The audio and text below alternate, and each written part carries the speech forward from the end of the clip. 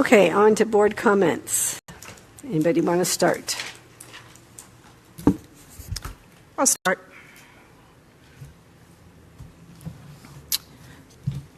Just a few places that I attended. Went to the City of Redlands Chamber Annual Awards Dinner. Congratulations to all the winners. And one of them was Mike Reynolds, who was a former treasurer for the City of Redlands. And he's a big supporter and one of our volunteers with the red shirts at the Redlands Bowl. So I just want to publicly tell him congratulations.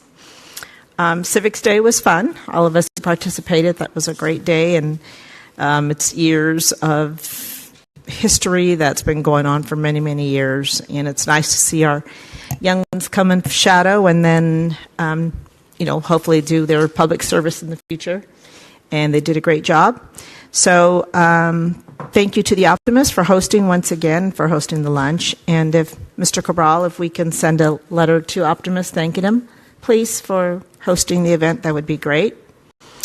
And then I attended the Chocolate Fantasy for the Boys and Girls Club this weekend, where Tim Rochford was honored. And I want to just give a shout out to Mr. Rochford because he's very generous to the community and a longtime Redlander. So congratulations to Mr. Rochford.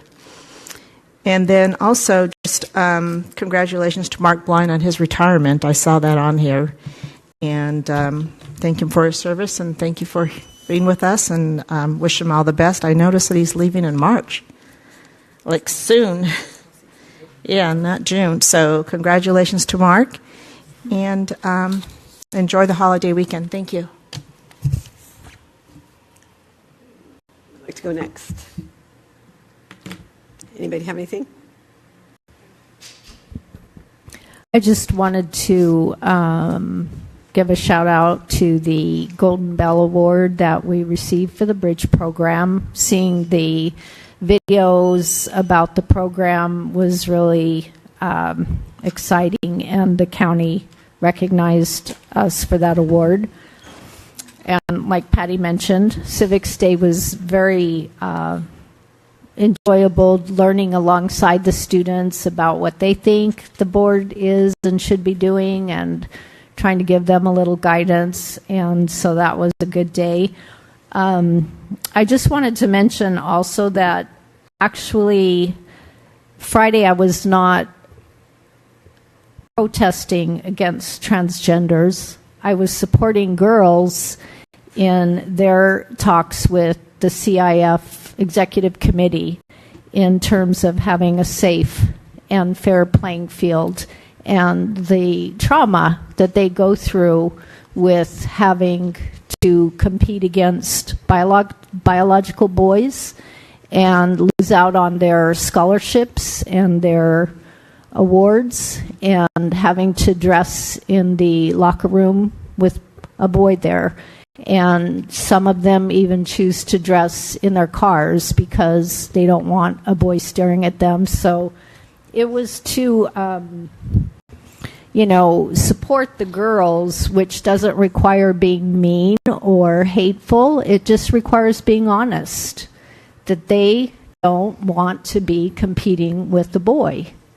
So that's what that was, and it was a great time to support them, and I feel a responsibility to do that. Jimmy? I just had a couple comments along the same lines to address some of the things that were said during public comments. Regarding CSBA and protesting up at CSBA on our funded trip, we didn't go up to protest. We were walking into CSBA on the sidewalk as we passed by a woman named Beth Bourne, who has been a hero, championing children's rights to not be mutilated and castrated, either chemically or surgically. She has been a huge advocate for that up north, and she was standing outside on the sidewalk, and I totally support that children are not born in the wrong body, and I believe that they are equally and perfectly made by God. And I was happy to see her sign that kids are not born in the wrong body, or something to that effect. And we took a picture with her, and then we traveled into our conference. So the idea that we went up there and protested at CSBA is totally absurd. We walked into our meeting, we saw her and said, "Hi, Beth, keep up the great work," took a picture, went into our conference. We did not talk to anybody up there or be activists or engage with the public. We just said hi to her and we moseyed on. And we appreciate the work that she has done exposing the traumas and the tragedies that children have undergone with sex change operations and hormone therapy. Another thing, just like Jeanette was mentioning, the same thing regarding our attendance at the CIF Executive Championship. I wanted to clarify that I don't even think there was a trans athlete there. I didn't see one, at least. We did not go down there to protest any trans athletes whatsoever, and I don't believe there was one present, at least that I saw. We were there to stand for the girls, support the girls. There were many female athletes there giving their testimony, just like Jeanette described. The stories are heart-wrenching. These girls have trained their whole lives for these sports, and we were there to support them because they deserve an equal playing field. And the stories are just really horrific and very sad, what's happening to many girl athletes in this state. So that's why we were there. And all of the things that were already said, the civics days, all of the fun events that we did, it was a great couple weeks in the district.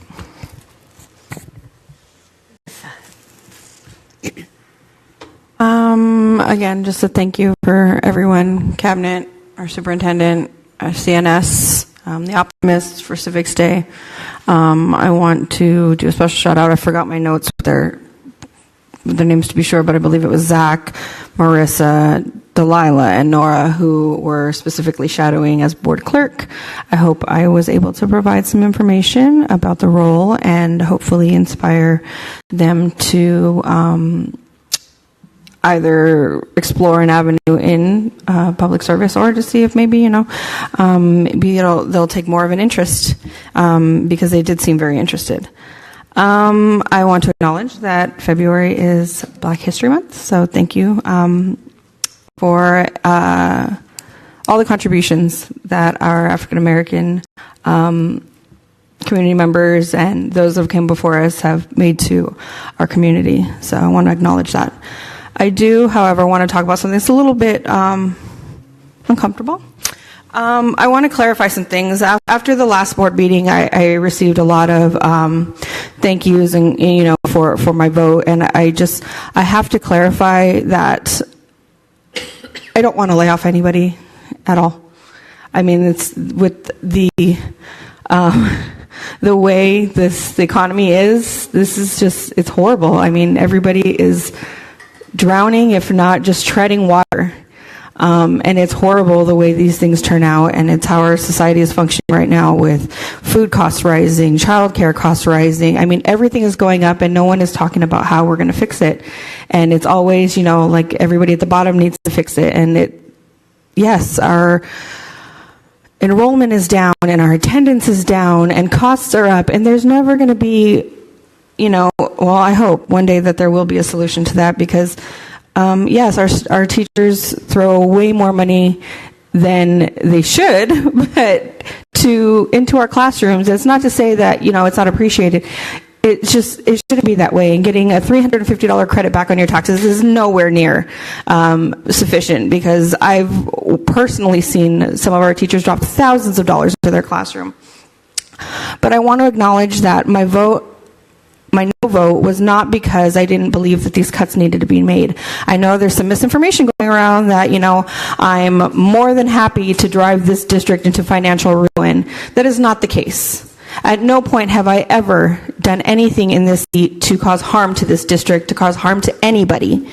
And yes, I was one of the board members, as were two other board members here, for any of the past votes. However, what I did ask for was I asked for a smaller list. I asked for a pared down list because I, again, did not know at the time what I was going to vote because this is something that has been tearing me up inside because how can I actually look my community in the face and determine that someone or some position is less worthy than others. That is not the truth. Everyone in this district is absolutely worthy and necessary in our kids' educational experience. However, I don't agree with the assumption that this is my fault, Patty's fault, anybody's fault. And I take very personal offense to it because I have done everything I can sitting in this seat. I have volunteered in classrooms. I've seen the hard work that our teachers and our staff and our paraprofessionals provide to our students. So it does matter to me. But while I was sitting here, a nurse came up and gave us a list of required medications and procedures that students need. And with paring down of nurses, I saw that it was not possible for our students to maintain, safe. There was no way it was going to happen with the suggested cuts. So I voted no, because I asked for a smaller list, and I did ask our superintendent for a smaller list. Other possibilities, I suggested we cut our paper costs, because look at the paper, and our shredding costs, and I'm looking for any other avenue. But I understand that a no vote wasn't what everybody wanted to hear, and I don't want anybody to misunderstand that I am trying to escape responsibility. Okay, I need everybody to understand me. I acknowledge that cuts need to be made, and I want to acknowledge that when I voted no last time, it may not be a no next time, but I am very aware of the impact it has on our community. So I thank you all. I appreciate the kudos, the support, and the emails that we've got, but please understand, I am thinking of everyone as I'm making these decisions. So I hope that you'll understand where I'm coming from. And I'm more than happy to have a conversation with anybody that I need to, so please reach out if you would like to talk. Good evening. So I went to the DLI meeting at McKinley. There were about 50 parents there, and a few teachers even there that are ready and able to do DLI, dual language immersion. They're very excited. Also went through the sanctuary and wellness centers at REV and CVHS. I'm very proud of all the work that our counselors are doing at those schools. Everybody said Golden Bell Awards for the Bridge Adult Transition Program was wonderful. I had a great time. I want to special thank you to Natalie Kling, Sarah Ostash, and Samantha Waringa for all that they do for those students every day. It's amazing. And Civics Day, yep, that was a huge success again. I want to thank Christine Stevens for putting it together. She did a great job. And the Optimist Club, once again, for doing the lunch. It's always fun to go to their meeting. Last week, we had about 70 students from Redlands Unified participate in the Cool for School through Redlands League, which used to be Assistance League. And we have 4 more Thursdays, so there'll be about 500 more students getting some new clothes and backpack and shoes, and it's pretty fun. And also want to congratulate Mark Blind on his retirement, and hope he has a great time watching all those baseball games coming up. Also, I have something else I would like to say. As board president, I fully support the superintendent and cabinet and the tough decisions that were made to protect the long-term financial stability of our district. These are not easy choices, but they're very necessary. The proposed layoffs reflect 3 clear realities: the expiration of one-time COVID funding, declining enrollment, and lower attendance. Since 2018, enrollment has declined by approximately 2,000 students, and attendance has remained near around 93%. Reducing the funding that the district receives from the state. The superintendent and his team's comprehensive plan reflects sound fiscal stewardship and careful thought, including a focus on minimizing the impact on students in the classroom. These reductions are not about lack of care for staff, but about responsibility and honesty with our financial realities. Layoffs are never easy, and I care deeply about the employees who will be impacted, and I'm really offended by anybody who says that I don't, because I do. These decisions weigh heavy on all our hearts. However, as trustees, we have a responsibility to maintain the financial stability of this district. And as before, I always urge the board to put aside personal political interests and stand united in supporting different things that come forward. And these unfortunate but necessary decisions to align staffing and resource with the current funding and enrollment realities. This is going to ensure that the district remains stable and able to serve students now and into the future. And I'm very glad, Melissa, that you voted yes, because I was very disappointed that two members chose personal and political gain over making these tough choices the last board meeting. Because I feel like, let's be transparent here, the other three board, you knew that we were going to support the superintendent's thoughtful, comprehensive plan and pass it. So it allowed you to oppose the plan. It's unfortunate that election concerns and special interests clouded decisions to support the hardworking and dedication of our district leadership. Thank you. I need to respond to that. I don't appreciate being called out when you have no idea. Did you ask me about why I voted the way I did? No, and if anybody can go back, I mean, I probably have it. I can provide you my board comments that evening. My board comments read as though I had voted yes. So I do take great offense to that suggestion. I even had a meeting with our superintendent. Juan, would you agree that I was trying to find other options because I was having a difficult time with this? Yeah, you asked for a different list. I said that we'd have to all talk about it. Just let you know that the list, how it was created, and why the recommendation was going to be everybody on that list, and why I felt like we needed it. And you shared that, is there any way we can do something different? I said it needed to be discussed, in the meeting. Can you, and I'm allowing you to speak on this, but did I mention anything to you that I was very uncomfortable with the voting process the way we have it? That I didn't feel comfortable being that I was the one going first? That was a fair assessment of because whatever I voted could possibly influence other board members. Did I express that to you? Yes. Because I was hoping that we could change our voting system so that we're all voting at the same time, because otherwise, how do I know that my vote doesn't impact someone else's? I don't think it's fair that you're calling me out because I have what is my personal interest in? That is my opinion, and that is my comment, and that's my opinion. But I wish you would have had a conversation with me about that.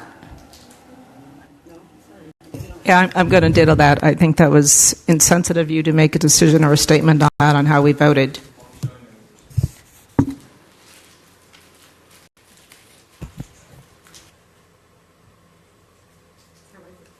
Okay.